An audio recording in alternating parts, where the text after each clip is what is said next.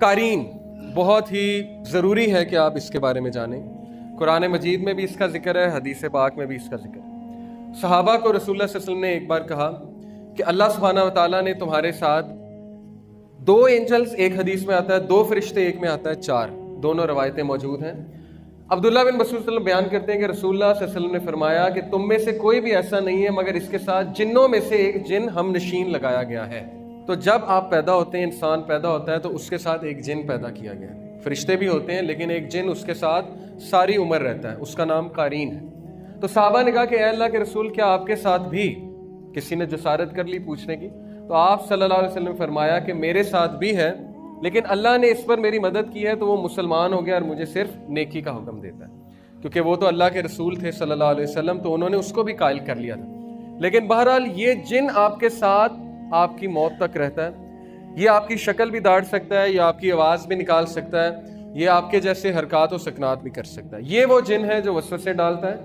جس سے پناہ مانگی الذی یوسوس فی صدور الناس من الجنۃ والناس، اور یہی وہ جن ہے جو آپ کو برائی کی طرف اکساتا ہے،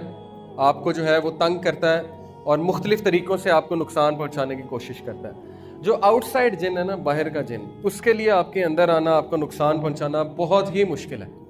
اللہ تعالیٰ نے آپ کو نیچرل پروٹیکشن دی ہوئی ہے، اللہ تعالیٰ نے آپ کو فرشتوں کی پروٹیکشن دی ہوئی ہے حفاظت کے لیے، فرشتے ہر وقت آپ کی حفاظت کر رہے ہوتے ہیں۔ تو جو باہر کا جن ہے اس کے لیے اندر آنا آلموسٹ امپاسبل ہوتا ہے۔ ابن تیمیہ اس کے بارے میں لکھتے ہیں، انہوں نے جو کتاب لکھی تھی جنات کے بارے میں، اس میں وہ کہتے ہیں کہ 2 حالت میں باہر کا جن اندر آنا اس کے لیے بڑا آسان ہو جاتا ہے، کیونکہ اس کے لیے دروازے کھل جاتے ہیں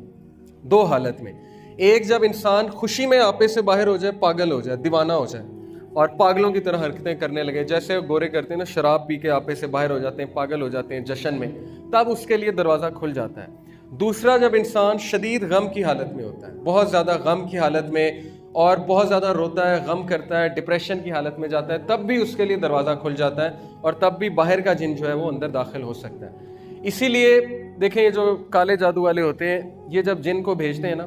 پہلے تو یہ آپ کے قارین کے ساتھ ڈیل کرتے ہیں اور قارین کے تھرو ہی نقصان پہنچاتے ہیں، لیکن اگر باہر کا کوئی طاقتور جن ہے جس سے نقصان پہنچانا ہے تو وہ پہلے نا خواب دکھاتا ہے۔ وہ شیطان جو ہے پہلے آپ کو خواب دکھاتا ہے، اگر آپ اذکار کر کے نہیں سوئے